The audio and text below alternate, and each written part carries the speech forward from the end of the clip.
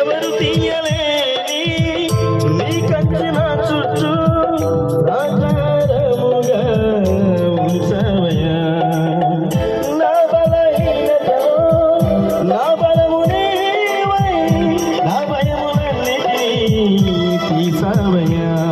ఈ అపాయమైనను దరిచేరనీయక, ఈ శత్రువైనను నన్ను తాకనీయక, ఈ అపాయమైనను దరిచేరనీయక, ఈ శత్రువైనను నన్ను తాకనీయక.